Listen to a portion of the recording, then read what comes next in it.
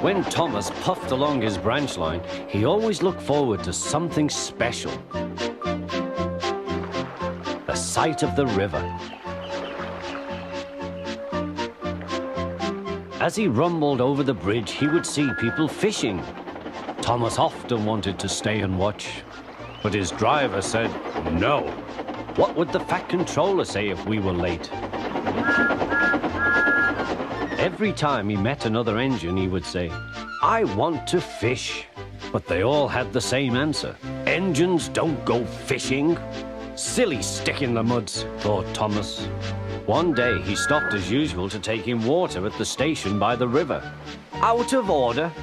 Bother, said Thomas. I'm thirsty. Never mind, said his driver. We'll get some water from the river.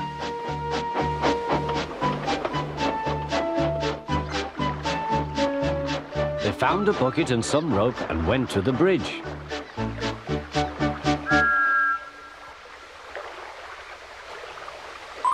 Then the driver let the bucket down to the water.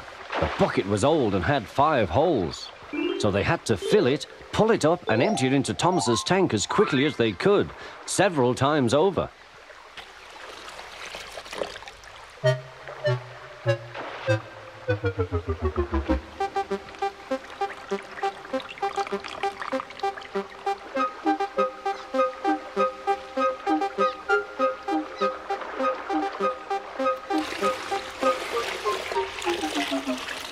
They finished at last. That's good, puffed Thomas, and Annie and Clarabel ran happily behind.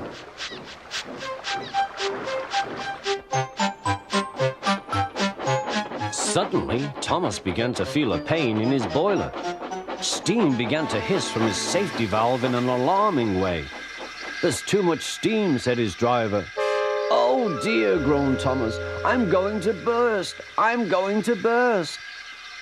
They damped down his fire and struggled on. I've got such a pain. I've got such a pain, Thomas hissed.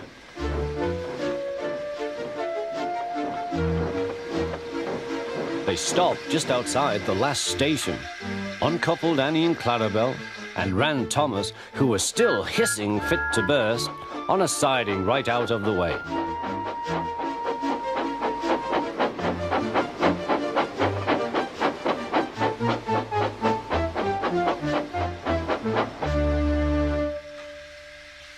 Then while the guard telephoned for an engine inspector, the driver found notices in large letters, which he hung on Thomas in front and behind.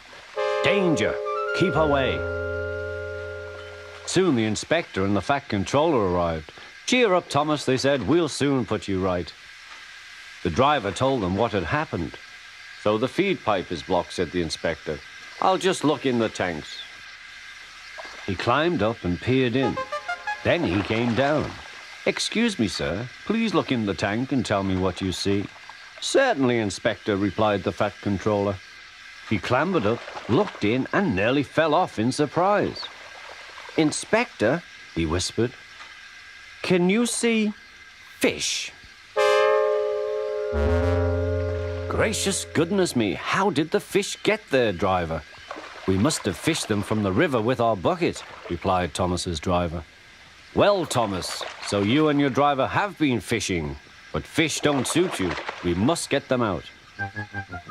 They all took turns at fishing in Thomas's tank, while the fat controller looked on and told them how to do it. When they had caught all the fish, they had a lovely picnic supper of fish and chips. That was good, said the fat controller. But fish don't suit you, Thomas, so you mustn't do it again. No, sir, I won't, said Thomas sadly. Engines don't go fishing. It's too uncomfortable.